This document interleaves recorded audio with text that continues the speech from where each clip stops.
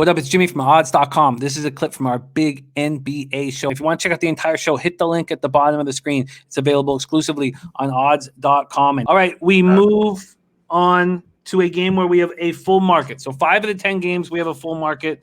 And when I say full market, I don't mean they all have player props, but I hope some of them have player props. I haven't looked at all of them. We go to 7:30 p.m. Eastern. The Detroit Pistons and the Atlanta Hawks. And I begin smiling already because I know I'm going to get this shit on Blake Griffin a little bit in this breakdown.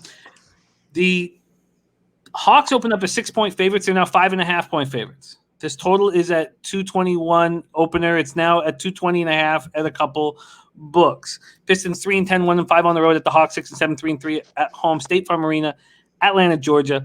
Pistons in the last 5 games, 28th in pace at 96 possessions a game. Hawks 7th at 101.4 possessions a game over their last 5. Pistons have lost 3 of 4. They're coming off a 113-107 loss at Miami on Monday night.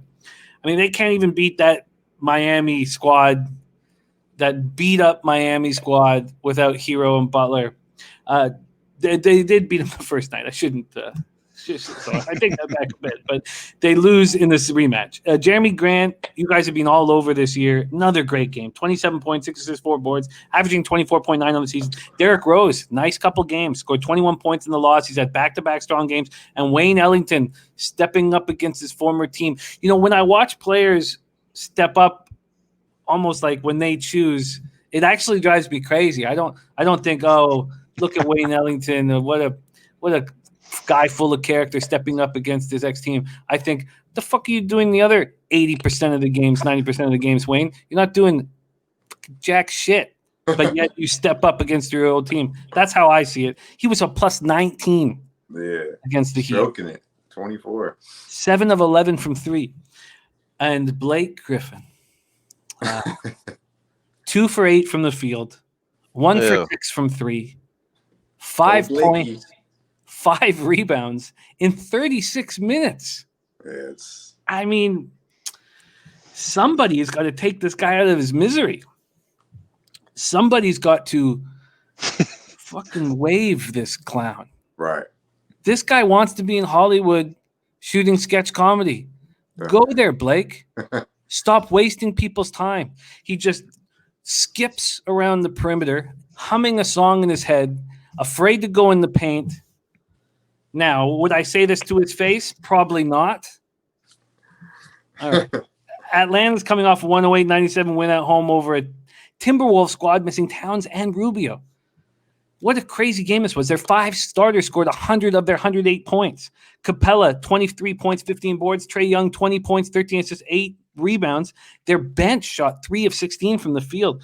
Chris Dunn out with a right ankle. Cameron Reddish out with a knee injury. Bogdanovich out with a knee injury. Danilo Gallinari out with an ankle injury. And it forces them to play their starters heavy minutes.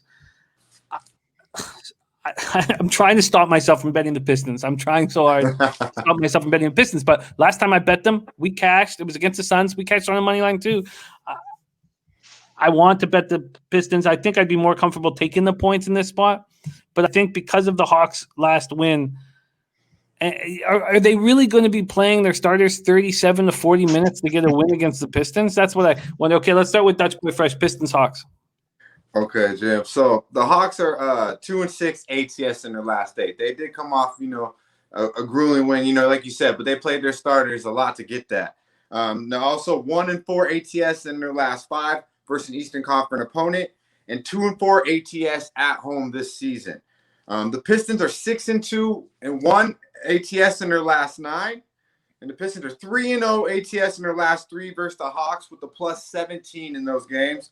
And they're averaging 128 points versus Atlanta. So I know the trend, is what you've talked about kind of points to the under. But in these games against them, it's been over. I know it's a different team with Atlanta, but it's hard for me to even touch an under when all this, what I've seen with the overs in these games. I believe the last 5 in the meetings have went over. But I definitely like the Pistons here, Jim. I like what you're talking, bro. I have 6 written down here, so it already went down to 5.5. But I actually believe if we wait, we might get a better number though, because I think a lot of people are going to come in with Atlanta just coming off a win. The Pistons are the Pistons. and a lot of people are going to load up on on Atlanta money line just to throw on their shit, and then also -5.5. I think we could definitely get it back to 6. If there's not a 6 out there right now, but I have money locked in on Detroit. The numbers say it, and I do like to fade Atlanta. I can't lie. I don't think they're anything special. So I will be betting Detroit, Jim. You can get a nice line of FanDuel right now. They're still at 6. The other books are moving 5.5. Not only that, but you get the 6 at -106 at FanDuel. So low juice there. What do you think about that? I mean, do you think that the line will? I mean, I know it went to 5.5, but I definitely believe most of the people will be betting Atlanta in this game. I think that you are right from a parlay situation, that there'll be a lot of parlays that will include a lot of money liners, a lot of Vegas DJs money lining that shit. But all of the indicator books have moved from 6 to 5.5. If I can get 6, I'm gonna take it because that's what I have down. You can. But if it's 5.5, I would wait. So yeah, I'll take the 6. I'm not. This is, I think, now. It's good that you brought it up, because the last time that I was all over those dogs on our show, I made the mistake of not keeping my composure and not having discipline and betting them early, just because my palms start leaking and I want the action. But this one, I feel it might be a little different, but we'll see. Dutch gets a +6 at -106 at FanDuel. Let's see how Wham Bam wants to play it. I'm feeling the same way with you guys. Shooting struggles for Atlanta, just too bearing, man. It's the backlash with Collins and Trae Young having that issue with the film session. That's too much for me as well, bro. So I do see Collins actually having a good game. I think they're trying to shop him, having him go against the hot guy in the Detroit man and Grant. That'll be a good look for them to get him traded out. I do see him playing good, but as far as the Capella matchup, this is something I found interesting with Atlanta. Capella was at a 13% usage rate when they went against the Jazz. They lost. That was a bad matchup for Capella. The next time they played, his usage rate went up almost 10%. You know what I mean? And that's because he played against favorable matchups. He does have a favorable matchup in this spot as well. So I kind of agree with the line because of his matchup, because he has a favorable matchup. He was averaging the last 2 games 24 points, 15 rebounds. That was against Nazir Reed and Enes Kanter. We know those Enes Kanter give it up. So as far as Blake Griffin, I mean, shit.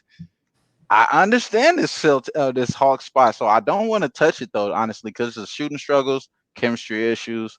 I actually made money off of them before with that issue, so I'm gonna stay off it. But I feel Detroit here, bro. I feel Detroit all the way. You know what I mean? I haven't got to it's not written down. Like I said last show, it's not written down, but I definitely feel that. I'm going to move on the Pistons. It's 5.5 where I shop, but Dutch, you get in that +6 at -106. And Wham staying off at this point. Wham, you got some time to make a decision.